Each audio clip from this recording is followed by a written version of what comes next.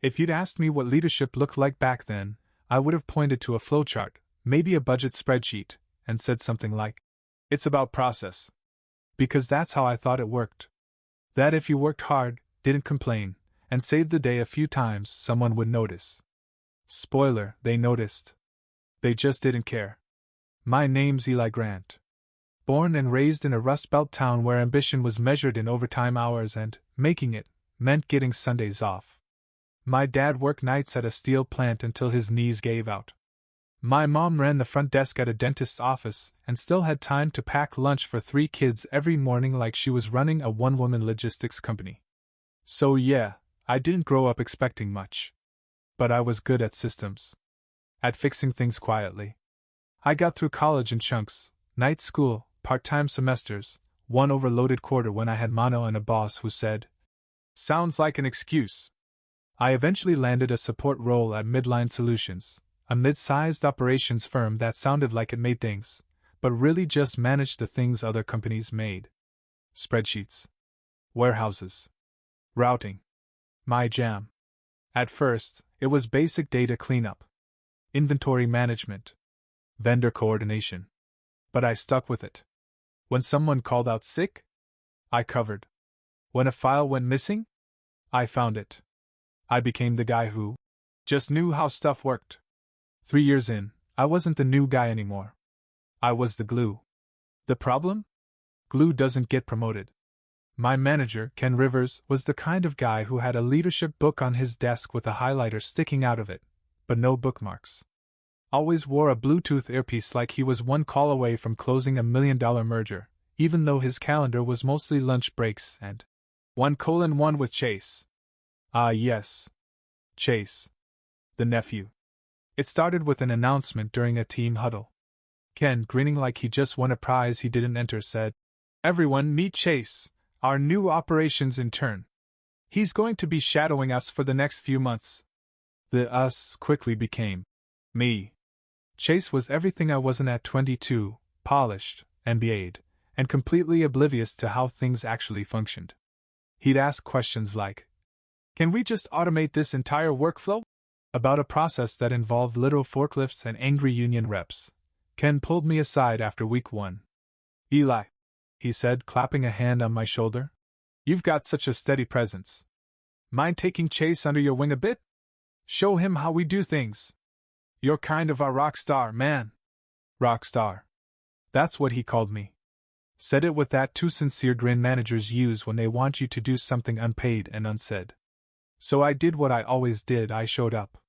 I taught Chase everything: how to read the inventory dashboards, how to smooth over late shipments, how to actually talk to Barry from the Cleveland depot without getting hung up on.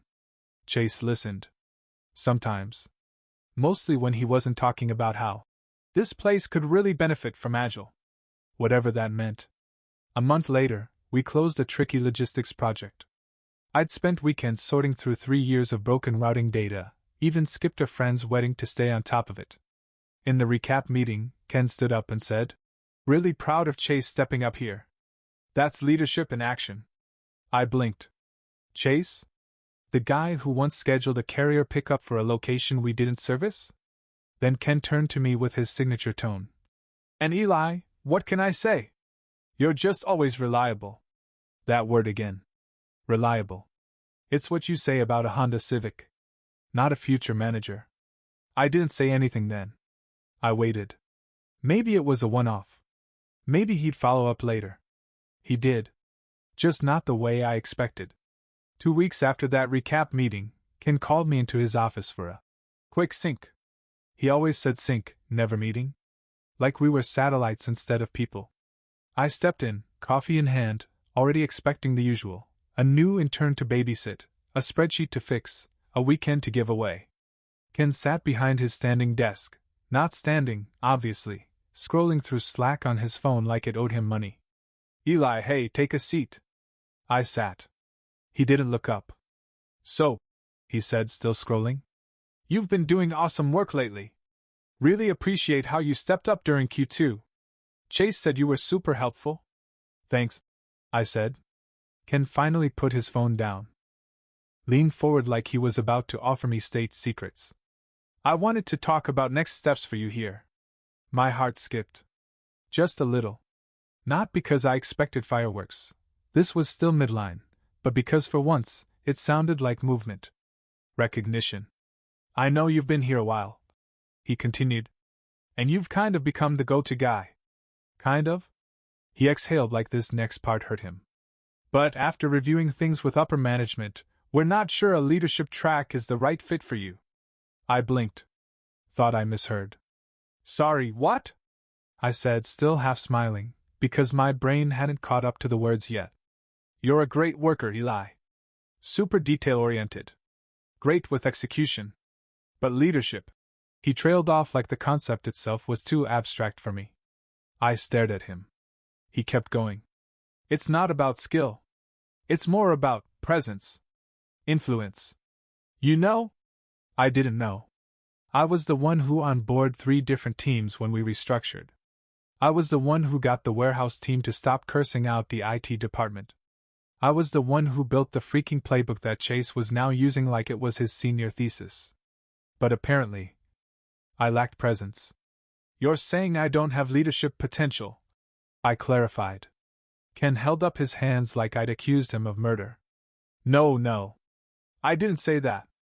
I said it's not the right fit, right now. Right now. The corporate version of maybe later, which we all knew meant never. I didn't argue. I didn't throw a fit or ask for examples. I didn't even bring up Chase, the guy who once thought LTL was a texting acronym. I just nodded. Got it, I said. Ken relaxed. You're a rock star, Eli. Seriously. We couldn't function without you. That line? Couldn't function without me. But couldn't promote me either. I stood up. Thanks for the clarity. He smiled. Thought he nailed it. Appreciate you, man. I walked out of his office, closed the door gently, and didn't speak to anyone the rest of the day. Instead, I opened a blank notepad file and typed 2 words. I'm done. That night, I updated my resume. No frills. Just the truth. The next morning, I sent in my 2 weeks. Ken called me, reactionary, in the exit interview. Told HR that I wasn't open to feedback. He offered me a retention bonus, one I declined without hesitation. Because if I'd stayed, I wouldn't just be stuck. I'd be complicit. So I left. No LinkedIn post. No drama. Just one quiet breath. And the sound of a door closing behind me for good. Quitting didn't feel heroic. It felt like nausea in my throat and an ice pack on my confidence. I didn't have a 6-month cushion, or a startup idea scribbled on napkins, or an exit plan involving passive income and a podcast about breaking free from the grind. I had $4,200 in savings, a half-dead laptop, and a resume that said Excel Wizard, in a font I didn't even like. I tried sleeping in that first week. My body didn't know how. So I started freelancing, badly. Took gigs no one wanted, warehouse audits in abandoned strip malls, optimizing shipping schedules for a company that shipped mannequins. I wish I were kidding. I had to remind myself I wasn't starting over. I was starting forward. Just at the slowest damn crawl imaginable. I worked from diners. From my car. From coffee shops with chairs designed to punish people who lingered. I'd bill 12-hour days for 6 hours of actual work and spend the rest of the time emailing people who wouldn't respond. But here's the thing about being overlooked for so long. You get real good at noticing stuff no one else does. Like when a vendor's invoice system double bills their own clients. Or when the entire back end of a regional distributor is being held together by one spreadsheet called finalfinal_v3_copy_actual_final. XLS. I started making little fixes. Not because I was paid to. Because I couldn't help it. Then one Tuesday afternoon, just after I'd wrapped up a call with a construction supplier who still used fax machines, I got a call. Unknown number. Normally I'd let it go to voicemail, but something in me picked up. Hi, is this Eli Grant? Depends, I said. Are you a real person or trying to sell me solar panels? A chuckle on the other end. Real. Human. This is Rachel Nunez, Director of Ops for Creighton Partners. Your name came up during a vendor audit. Apparently you helped rewire their whole logistics flow without even being on payroll? Oh. That project. I'd done it for a family friend. She'd paid me in 4 checks and a homemade lasagna. Well, I said, they were using manual counts and prayer. I just offered a few suggestions. Rachel laughed. We'd like to bring you in on contract. We've got 3 warehouses bleeding money and no idea why. That's how it started. Not with a breakthrough. With a backdoor. I didn't walk into Creighton like a conquering hero.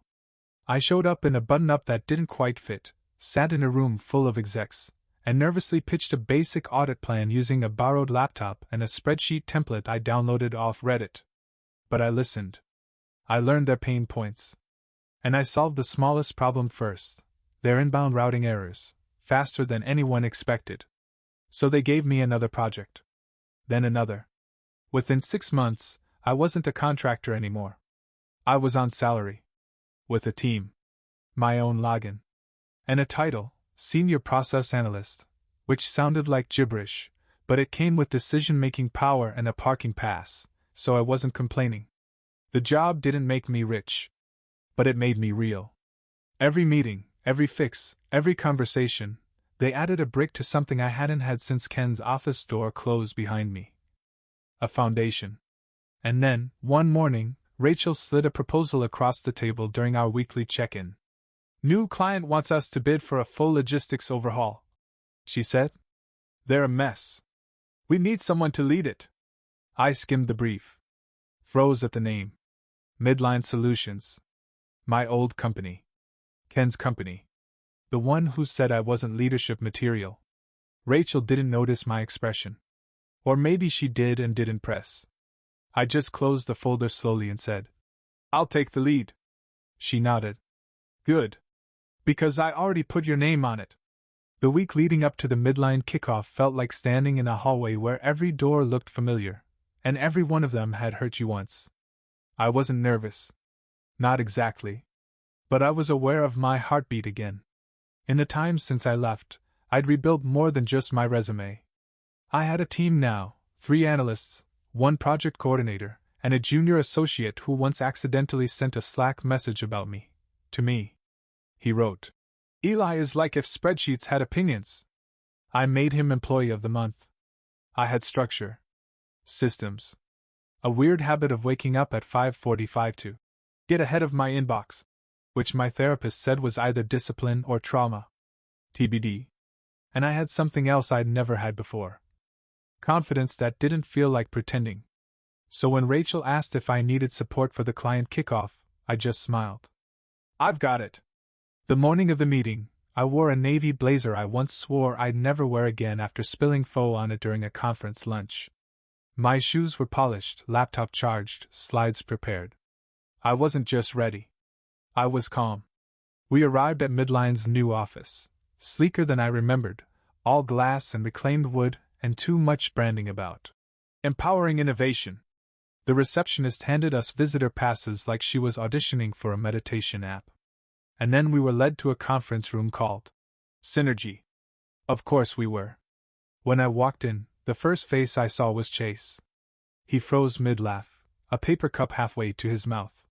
His face went from networking mode to Windows error in 2 seconds flat. Eli? He said too loudly. I smiled. Hey, Chase. Long time.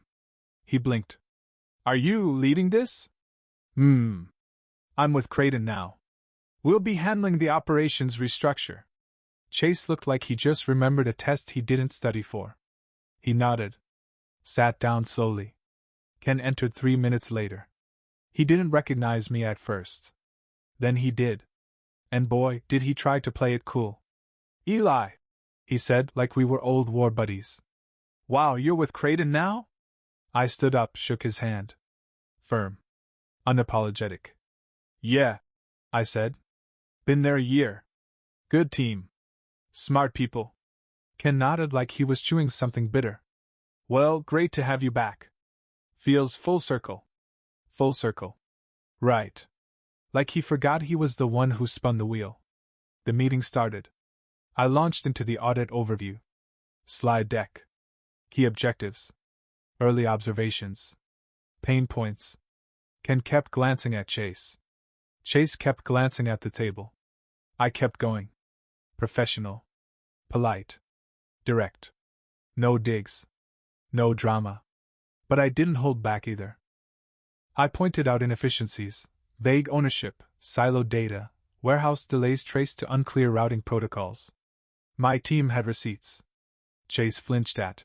Unclear ownership. Ken squirmed at. Legacy process confusion. I just clicked through the slides. It was like surgery, clean, precise, a little painful if you weren't ready. Afterward, Ken pulled me aside. Hey, he said, with that forced smile managers use when they're not sure if they're being recorded. Just wanted to say, you're doing well. Really? No hard feelings, right? I tilted my head.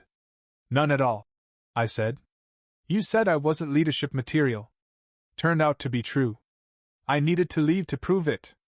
His face twitched. I didn't stay for the awkward silence. I walked out with my team, debriefed over overpriced coffee, and then answered 3 Slack messages from Rachel with the calm of someone who knew exactly what the hell they were doing. That night, I opened my laptop and updated my About page on LinkedIn. Helping companies solve the problems they didn't know they created. I hit save. And slept like I hadn't in years. By week 2 of the midline restructure, it was clear we weren't just managing a logistics project. We were managing a quiet collapse. Emails went unanswered. Warehouse metrics didn't match. A delivery route flagged as active turned out to involve a depot that had been closed since 2019. My analyst Priya asked if ghost routes were normal. They are, I told her. When a company's been run on vibes and nepotism. Chase was drowning. He wasn't malicious, just inexperienced and deeply allergic to accountability. Every time we flagged a gap, he blinked like we were speaking Latin. Ken, on the other hand, had developed a new strategy: overcompensation. Daily check-ins. Micromanaging slide formats. Sending long emails CCING people we'd never met with phrases like, just keeping transparency top of mind. I wasn't impressed. Neither was Rachel. Why does their team feel allergic to data? She asked one morning after reviewing a progress summary.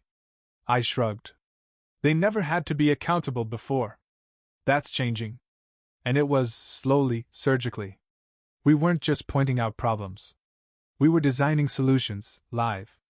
We restructured their fulfillment calendar, revamped supplier reporting, and implemented a real-time dashboard that finally killed the cursed final_V7 spreadsheet. It was surgical work. Quiet revenge. Because every win we logged for their company came with the unspoken truth: we did what they wouldn't let me do. Ken tried to insert himself into our planning sessions. Started making suggestions that directly contradicted what we'd just fixed. I started documenting every suggestion, every inconsistency. Every time he redirected blame onto his team or blamed the system. Then, in our 4th review meeting, the one where we shared a 6-week roadmap for full implementation, Ken made a mistake. He interrupted Rachel mid-slide. I just don't think this needs such a drastic shift, he said, forcing a chuckle. What we've had isn't perfect, but it's worked. Rachel stared at him. Worked? She repeated. Ken, you've lost 2 major contracts in the past year due to fulfillment delays. Ken's smile thinned. Well, the market's been chaotic. Rachel cut him off. And your staff turnover's doubled since last quarter. Eli's team identified 6 separate process failures just in the last 2 weeks. I stayed quiet. I didn't need to speak. Rachel already knew the truth, and she wasn't afraid to say it. After the meeting, Chase caught me by the elevators. Hey, he said awkwardly, holding a can of something oat-based. Just wanted to say, you're killing it. Thanks, I said. He hesitated. Listen, I didn't mean to take credit before. Back when I was an intern. That was all Ken. I shrugged. It's in the past. Still, he said. You deserve better. That night, back at the office, I uploaded the full report package. Key takeaways. Root causes. Process breakdowns. I CC'd Midline's VP of Operations. The email was polite. Neutral. Just data. But the subject line? Recommendations for Sustainable Operations, authored by Creighton, Lead E. Grant. I hit send. Then I closed my laptop, microwaved some leftover chili, and watched an old episode of Top Chef where a contestant forgot salt and still won. Anything was possible. The email arrived on a Thursday at 8:42 a.m. I was on my second coffee, trying to coax a broken pivot table back to life like it was a moody toddler refusing breakfast. Slack pinged. It was Rachel. Rachel. Check your inbox. Big news. Rachel. And maybe stand up before you read it. I clicked over. Subject: Staff Transition Notice. From Midline VP of Operations. To Eli Grant, Rachel Nunez. Date: 8:42 a.m. Effective immediately, Kenneth Rivers is no longer with Midline Solutions. Please direct all project communications to Interim Ops Lead Carla DeWitt. We appreciate your continued partnership and support during this time of transition. Just like that. No long goodbye. No. Moving on to pursue new opportunities. Not even a. We thank him for his contributions, which, in corporate speak, is usually the equivalent of a participation trophy. Just Ken is gone. For a moment, I did nothing. No smile. No smirk. Just silence. It didn't hit me like I thought it would. There was no music swell. No montage of me walking down the hallway in slow motion. Just the hum of a cheap office fan and the glow of a Gmail tab. I stood up anyway. Took a lap around the floor. Grabbed another coffee I didn't need. Then sat back down and reread the message. Ken is no longer with Midline. That sentence had weight. It wasn't just a win, it was an exhale. The kind you didn't know you were holding for a year. The kind that starts in your ribs and ends somewhere near your spine. Rachel called a few minutes later. You okay? She asked, voice casual but with that sharp undercurrent she used when something really mattered. I think so, I said. That sounded like the voice of a man sitting in a quiet room wondering if he's a villain now. More like a guy who finally watched the other shoe fall. She laughed. Well, I hope it hit him on the way down. We chatted a bit. Next steps, updated contacts, our client success goals moving forward, all the boring post-mutiny cleanup. But just before she hung up, she said something that caught me off guard. You know, Eli. I've worked with guys who had leadership in their email signature and couldn't manage a vending machine. You never needed the title. You just earned the respect. That one stuck. I sat with it. Let it echo a bit. That afternoon, I had to lead a workshop for a new client across town. As I packed up my laptop, a Slack came in from my analyst, Priya. Priya, is it weird that I kinda feel proud of you like you're a victorious underdog in a sports movie? Me. Do I get a training montage or just a dramatic locker room speech? Priya. You already gave that. It was called the Midline Audit Report. I laughed harder than I should have. That night, I pulled out the dusty resume file from my just in case folder. The one that still had my old job title listed as Operations Specialist, Support Tier. I deleted it. Started fresh. Type. Eli Grant. Process Architect, Operations Strategist, Team First Leader. I fix broken systems and build ones that don't need babysitting. I hit save. Closed the file. And for the first time in a year, I didn't feel like I was rebuilding from ruins. I felt like I was designing the blueprint. A week after the announcement about Ken, my inbox got louder. Not in a breaking news way, more like the background hum of people who suddenly remembered I existed. 6 new connection requests on LinkedIn. 3 from people still at Midline. 1 from someone I hadn't spoken to since I was their emergency lunch break coverage guy 5 years ago. Then came the message from Chase. Chase Rivers. Hey Eli. Just wanted to say congrats. Sounds like things are going really well for you. Didn't get a chance to say it earlier, but thanks. For everything. Also, did you know this was coming? I read it once. Twice. There was something about the tone, like he wasn't sure if I was the kind of person who plotted revenge, or the kind who just moved on without looking back. I typed back. I knew what I was doing when I left. That's all. He liked it with the awkward thumbs up emoji. Then unmatched 10 minutes later. Fair enough. I wasn't angry. Honestly, I wasn't anything. Not anymore. The version of me who needed Ken's approval or validation from a quarterly review? That guy hadn't made it out of the exit interview. What did survive was better. Wiser.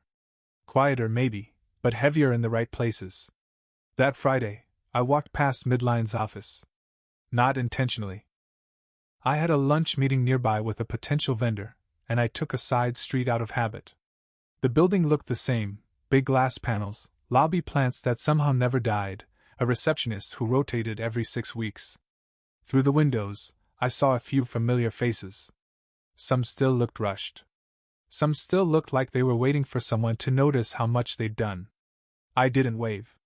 I didn't linger. But I did see Carla, Midline's interim ops lead, stepping out with a clipboard in one hand and 2 iced coffees balanced like she was moonlighting as a waitress. She spotted me instantly. "Eli?" she called out. "You back?" I shook my head. "Just passing through." Carla walked over. She had the kind of presence Ken thought he had. Casual, clear, no nonsense. "We're still using your audit as our internal benchmark," she said. "It changed everything. Honestly, if you ever wanted to come back." "I'm good," I said gently but firmly. Her smile was understanding, not offended. "I figured. Just had to ask. People still talk about the report like you wrote it in fire." "Appreciate that," I said. "Really?" She nodded. We shook hands. No tension. No awkwardness.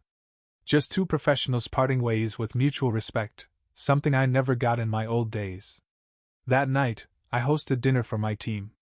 A tiny taco spot downtown with dim lighting, too loud music, and fries served in a flower pot for some reason. We pushed 2 tables together. Laughed too loud. Talked about nothing for once. At one point, in between bites of carnitas and sarcastic recaps of Zoom fails, Priya raised her glass. "Serious question," she said, looking at me. "What do you think makes a good leader?"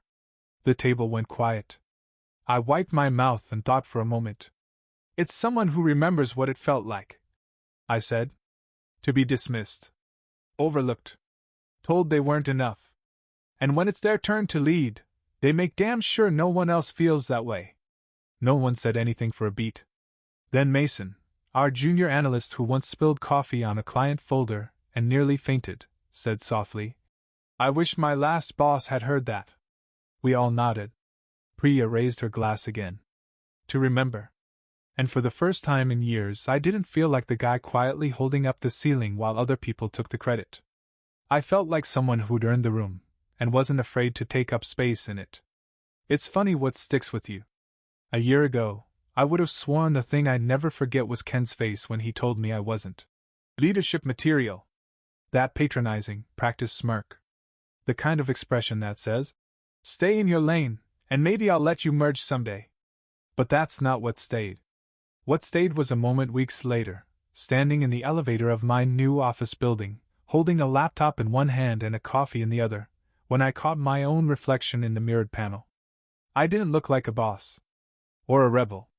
Or even some business genius making revenge headlines on Reddit. I just looked like me. But calmer. Sure of myself. Not waiting anymore. Since then, things haven't slowed down. We landed 2 more contracts. My team grew by 3. I finally got business cards printed, not because I needed them, but because Priya kept insisting I looked like a guy who should be interrupting meetings with important cards. Last week, we wrapped our final midline engagement. Carla sent us a thank you package with Creighton-branded mugs and a note that said, "You helped us rewrite our future." I put the mug next to my keyboard. Didn't drink from it. Just left it there as a reminder that some people are willing to change, if you give them the right tools. The same day, I got an email from someone named Travis Long, apparently Ken's old manager's manager. He wanted to meet. "I heard you were the architect behind Midline's turnaround," the email said.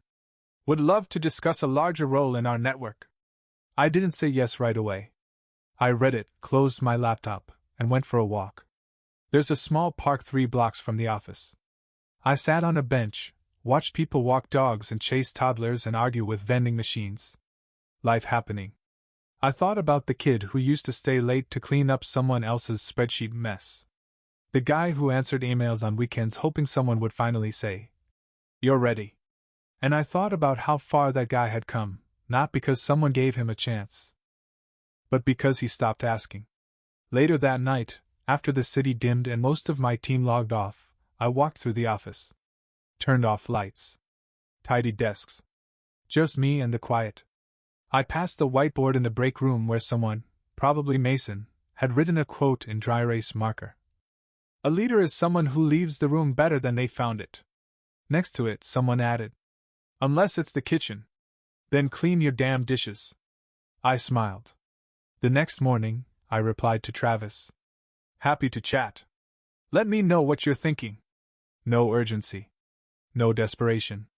Just a calm acknowledgement of what I already knew. I was ready. Not because someone said so. Because I made it true.